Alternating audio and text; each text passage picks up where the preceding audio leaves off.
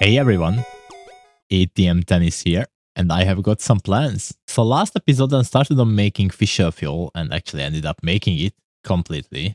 I know I did not include much of it, but you guys saw the first part, and this is basically just going through it, how I said it I will quickly explain. So, we made some water vapor, and then we needed to include some sulfur and some power, and also we making some sulfur and yellow uranium cake, and the uranium cake is from this bad boy here, if it makes it.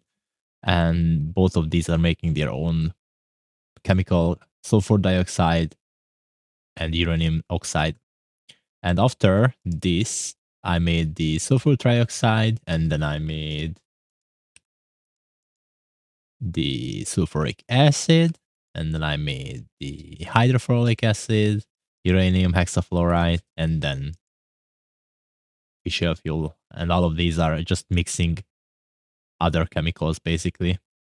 And then I did a little stream and I started to make these, and I freaking love how these are looking and how compact this whole thing is. And look how fast is this bad boy. Look at this. This is freaking fast. And I already have some. Yeah, this is more than enough for us. All of the lithium, liquid lithium I have here, and I have a full lithium which could be processed easily. This is basically just filled all the way in. And then next up on the list is to make us an induction cell, the multi-block, so we can have a big battery, so we can actually store all the excess power we had. And then I think I can start on flux networks, because flux is so much better and managing power than power. And I mean by that is that you can limit how many you want to import and export. And actually, the flux point have a lot bigger capacity than 2 million as the nitro cells or the nitro gates have. So if you want to send more than 2 million, we just easily can with flux. And that's the goal for today. I hope you guys will stick with me. Let's do this. It's induction matrix. I'm sorry. Yep. We have lithium. Nice. And then we just need to create all of these. This is gonna take couple, because I'm gonna go all in. I wanna get the the biggest ones. So yeah, it's just structural glass. It's actually let's pin these because it's easier. It's not nothing crazy, to be honest. Did we get new textures for mechanism? Holy shit! Oh no, this is this. Okay, I think it's it's all right. That's the old one. I mean the new old one. We didn't get any newer than that. Okay, cool. So yeah, I pinned most of these, and we need to make recipes for all of these, which is kind of easy. We have a lot of things already.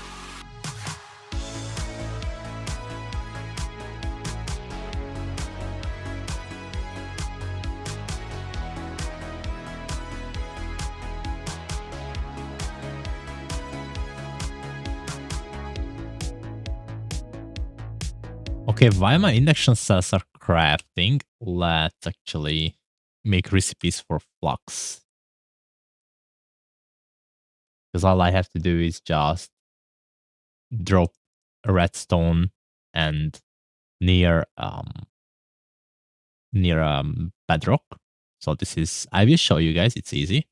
I have all of those. The flux dust is, yeah, we have a flux B, and we could do this automation, which is more than easy. Charge redstone crystal block is easy. We just need 4 obsidian and a flux block. So we need to make some of them. That's easy. And let's just quickly make recipes for all of the points and every flux and the plug. And also I want one for the flux controller. And basically that's it. That's it. I just have to go to a bedrock, which is going to be easy for me. Look why. I need an obsidian. Give me an obsidian and redstone. And to get to bedrock for me is this. All you have to do is to just drop all of the redstone underneath the obsidian. And I think you just have to shift punch it. And there you go. You have all your flux. And this is a great start to actually start making your controller and everything.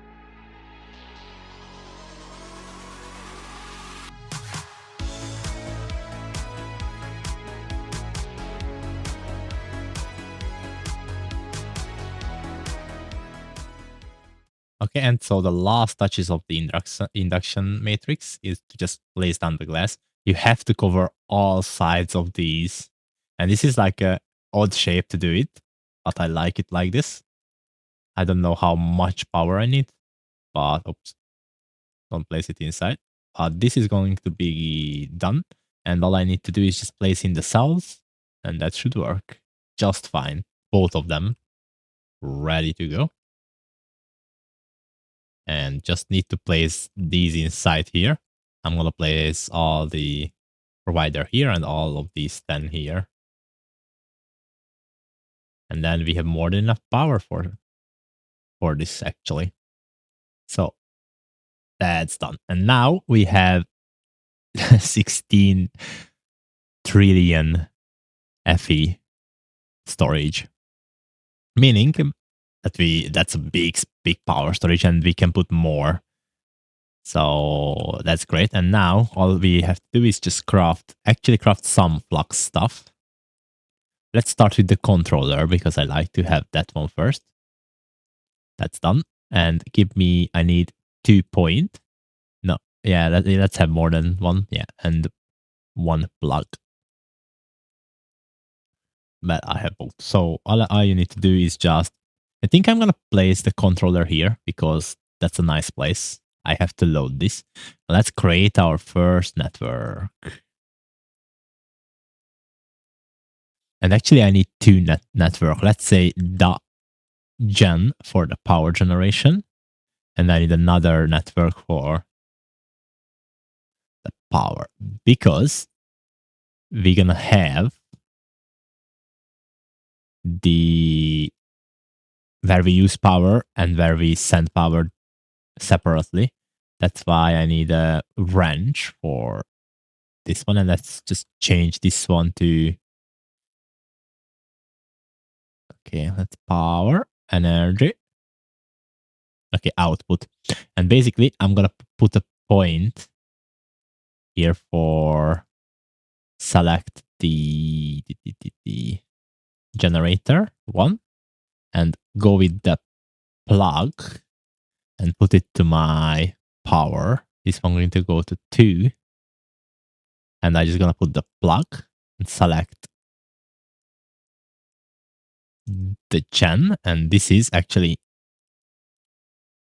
yeah, I'm going to import a lot of power to the storage. This is actually, yeah, this is how much we generate currently.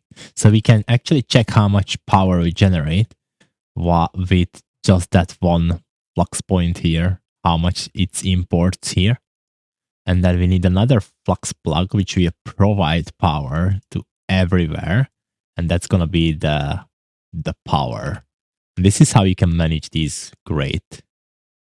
And actually, I need to color this. Let's have this as like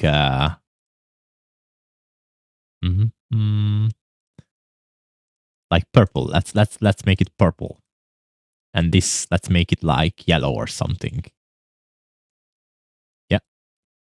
So it's clearly visible what is what. And now I actually can go and remove my power, which this one makes you, that's the power. That's what we need because it's importing this. And I want to charge everything what I can apply, enable wirelessly. So meaning that I can just go and delete my, and as long as that's loaded that chunk, everything is gonna be powered in my inventory. Where is my power? No, the other side. So I'm gonna need to remove this guy. If you're on a server, keep in mind that thing is lags the shit out of the server. Oops. That's painful. Let me fix it.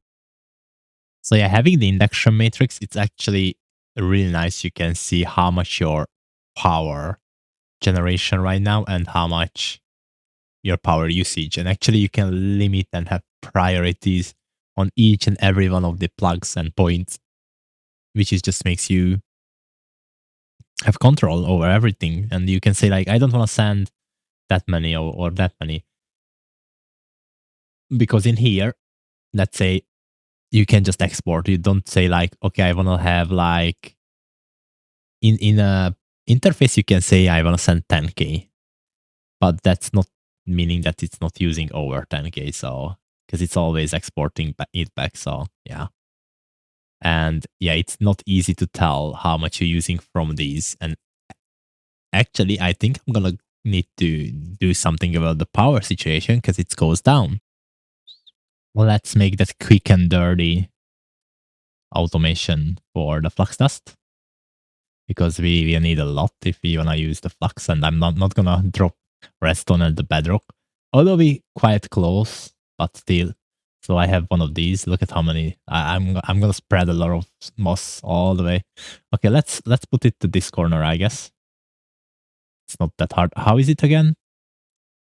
So I need the flux block and the redstone, the charged redstone crystal block, and 4 obsidian. So basically, if I put the flux block here, the charged redstone crystal here, the 4, oh, that looks so sick. The 4 obsidian around it.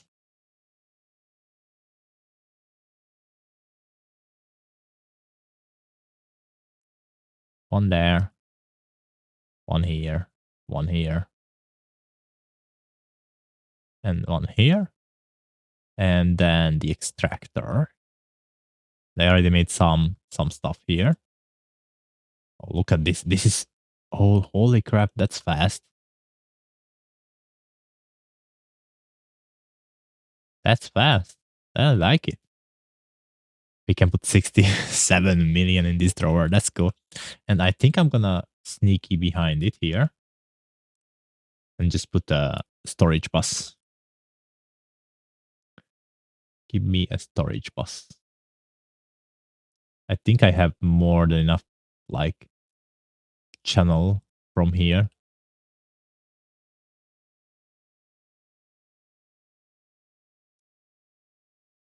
How many do we have here? 8. Oh, more than enough.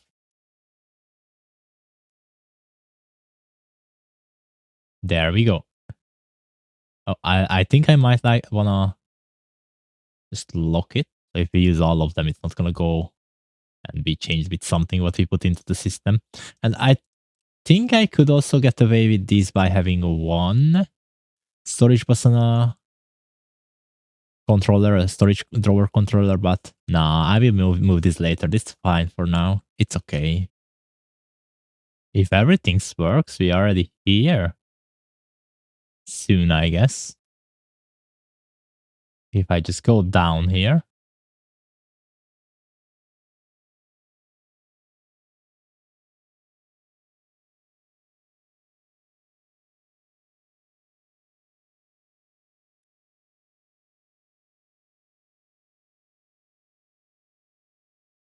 Ooh, we are already in a stronghold. Let's go. Okay, finally I'm here. And we can go and take on the dragon. But before we do, I have to do something. First, I need to craft some things because we can't just not make it. Smooth stone is a stone recipe. And then this one. So I want to make all of these. I think I did that. And let's have the deep learner. So we can just go, this one goes to the furnace, and the rest goes here.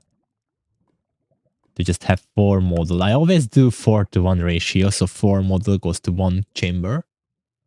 The loot fabricator, sorry, so 4 chamber goes to 1 loot fabricator because it's nice. So I always make 4 dragon module for the start.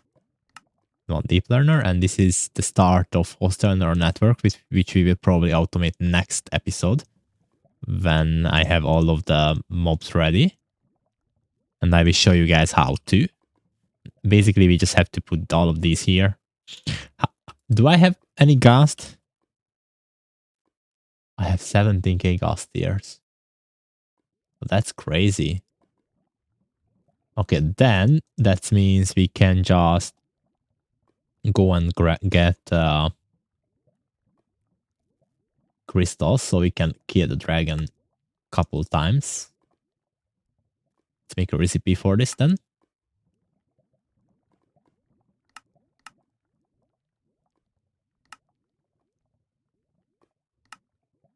I don't know how many times. Actually, I need to kill it like a couple more times because I want to have some crocs, at least 3 crocs for the Aldemodium Vibranium and the Unobtainium seeds. So we need 3 of these at least, and this one requires you... Wait, they changed it? Oh, that's another school. Okay, I need the soil. The mystical soil, I'm sorry. I need this thing.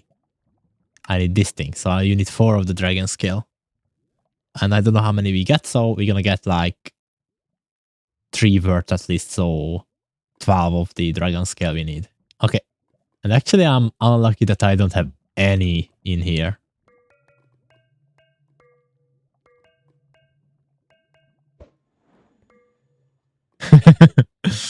I had to drop one. And it came back. Cool. So, the moment of truth, guys. Let's take on her.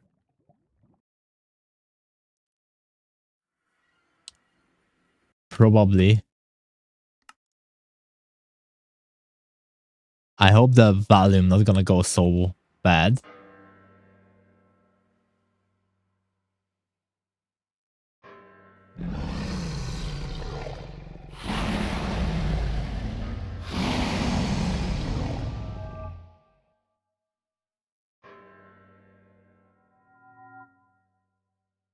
Come here. Come on. Let me have these beautiful models.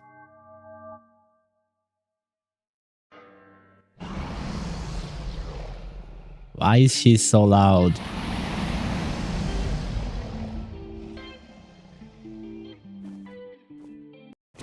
Psst. If you don't want to wait 2 minutes while I'm killing 2 dragons, skip to this timestamp.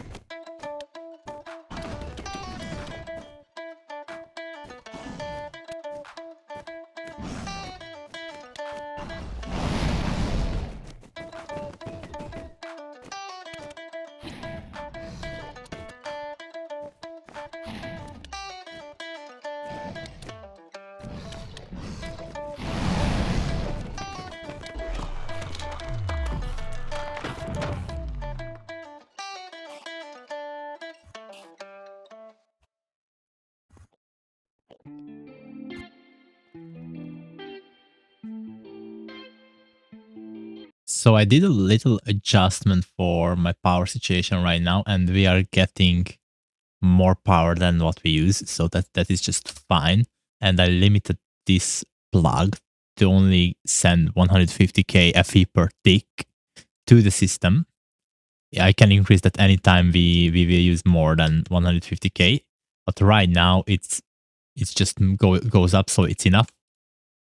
And I also changed every power to coming into here, and now I have 400 FE all in all with that for the thermogen what we have from power. And yeah, this is what we use currently. This is what we generate, and here is our big battery. That's why Flux is so great. I just got a comment from you guys to explain how subnets or P2Ps works. And I tried to do both in this video for the end. I don't know how much I can fit in this video because I don't have much time, but I will try my best to actually explain everything for you guys. Okay, let's start with P2Ps, guys, because you actually have a nice explanation here. And I will try to recreate this for you, maybe in another way, so you guys will understand what is this. So let's say we have a portal here. That what, you know, the guide showing you as well. Let's have like something here, so it's actually look like a portal. And the funny part, I can just walk through it. I love these cloud blocks. And so basically, let's say you have a controller there, right? And imagine this portal as a P2P. And you put this portal somewhere else. And you already learned that the controller face can have 32 channels managed next to it. So basically, this is the endpoint of the P2P. Basically, you have to use wireless connectors, or you have to, let's say, connect these together. So let's say this is in between the two P2P. You're connecting these with a cable.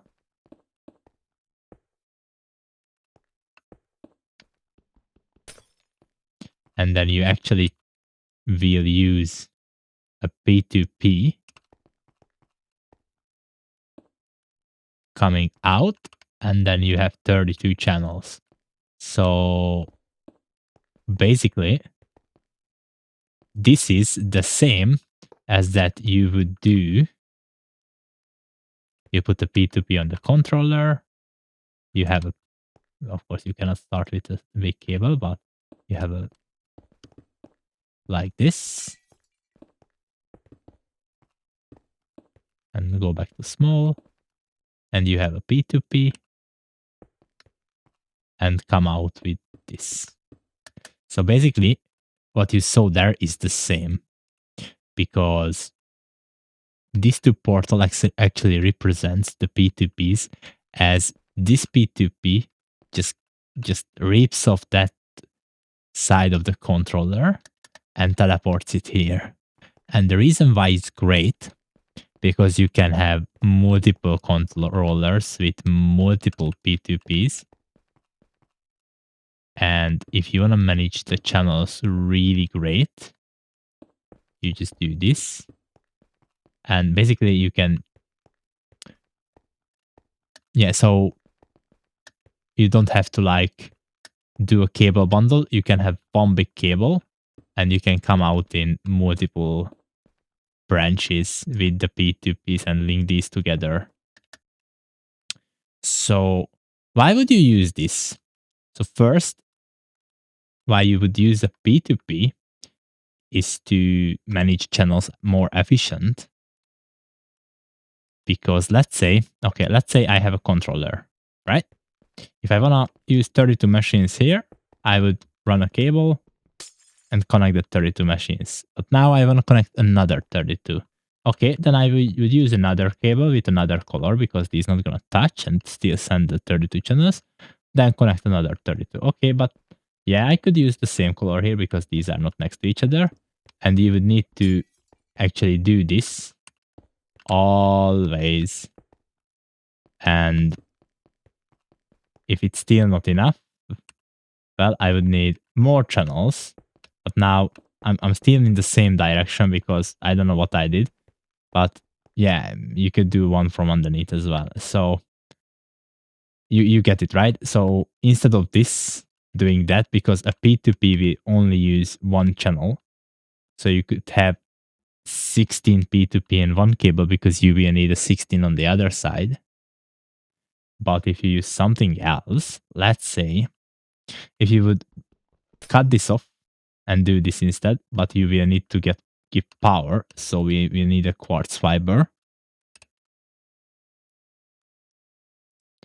And this is a subnet. Or in this case, I always call this a transfer net because this is just transfers power, not doing anything. I will talk about the subnets, what I used there. So let's say in this case, it doesn't matter which one I'm going to power. So I put this here. That will turns off. If I would have any, I don't, because I just switched to flux. So I would need a point, not the plug, the point. So back, I need the power. And now it's going to turn on, which means this should turn on. Of course. Again, I'm making this mistake several times because you don't have power in that system. So you would need to do this instead. And now it's on. So in this case, this one only have the P2Ps and basically have the quartz fiber. That's all that's all it have.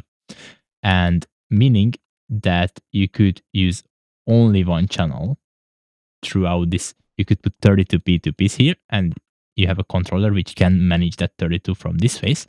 And you have a free face where you can manage that 32. So if I would have a card and say, okay, let's say I make a new configuration there and send it here.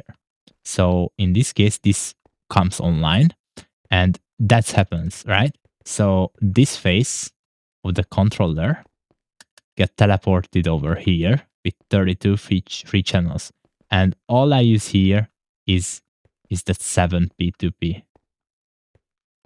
Yeah, this 7 P2P. And here, I only use that 2 P2P.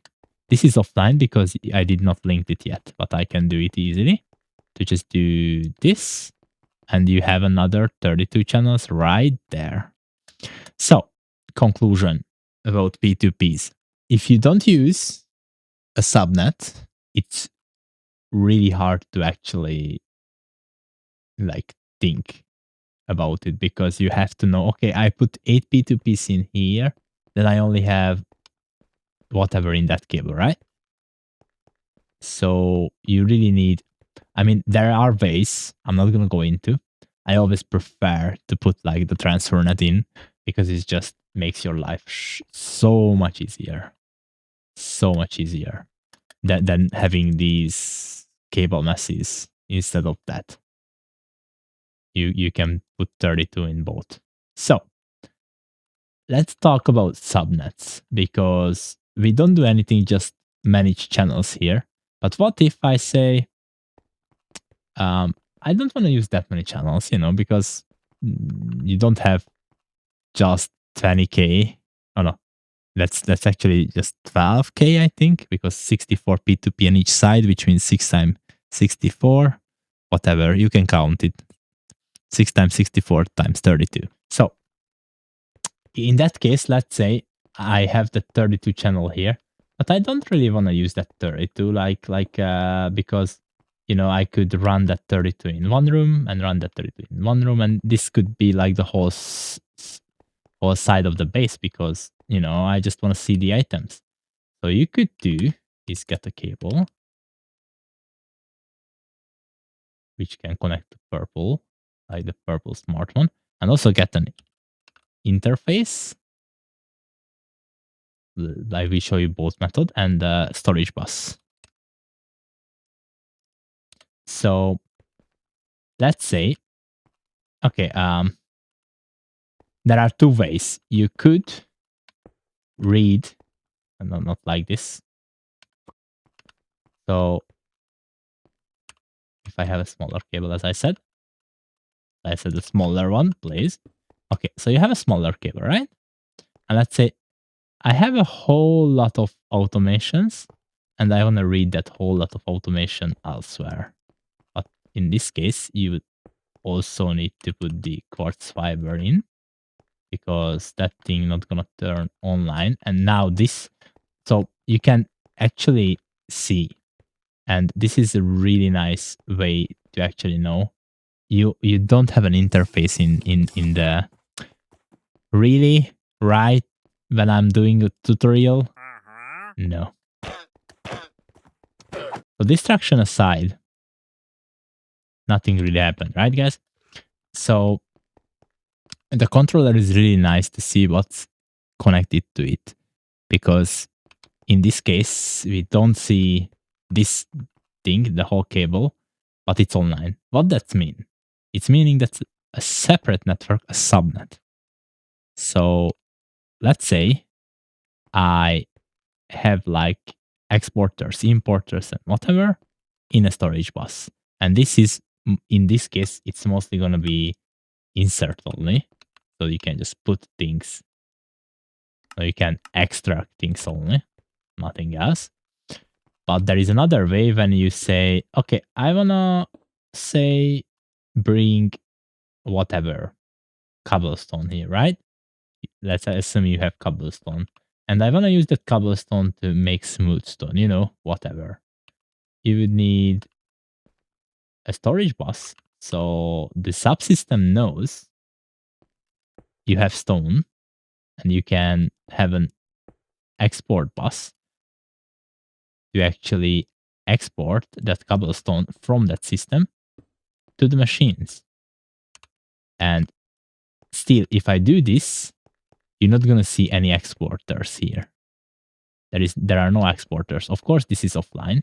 Why it's offline? Because you did not send power. You do need to send power somehow, and that is what quartz fiber are. Quartz fiber used to. So you see, it's online now. It's a false. That's a subnet, and that's a subnet. I think this is the two main one what people use is when you wanna use a whole other storage as a whole other automation or whatever as a storage, or to just supply power to an automation of power. Items and power if you wanna, because A2 can, and that's what I do here mostly. So if you look at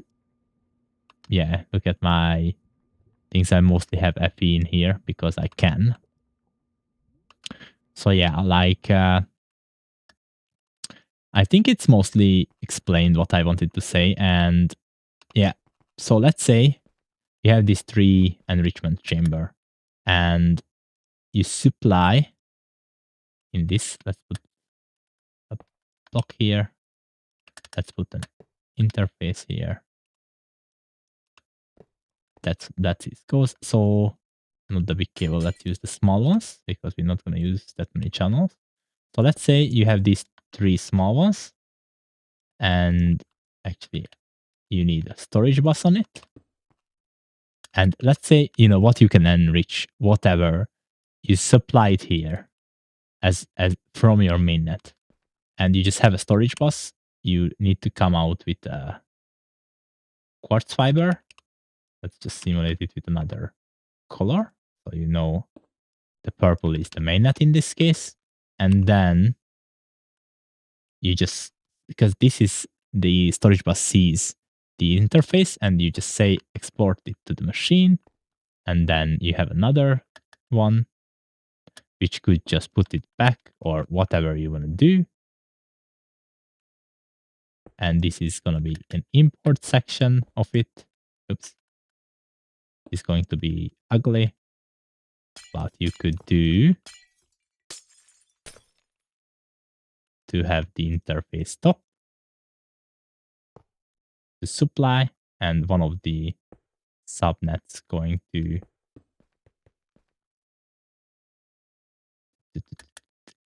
and you need storage bus there, storage bus there. This is going to be instruct only. This is going to be extract only, just to make it clean. And there you go. If you put importers here, you set the machines. And all you need to do is to have power, let's say, like this. And there you go. Here you have two subsystems supplying the materials. And this is an infinite loop. Basically, this is a whole continuous system for you right here for enrichment, actually. And yeah, you could have a crafting card to craft these ingredients if you don't have any. And there you go. I think I did my best to clear the fog from the knowledge. I don't know. I keep thinking about this, like how can I explain this better? But I think I just tell you how I use it, tell you how I'm gonna mess with how I used to mess with A2. And yeah, I think if you understand the base A2, and I cannot visualize this is like P2P is better than this, because this is just the same as this system with the P2P, you know. So I guess we don't have more video time. I don't think yeah, it probably was more than 10 minutes. Let's see then. If it was, please guys, make sure to subscribe to see more like this. And I hope you guys enjoyed it. And see you in the next episode. Bye bye.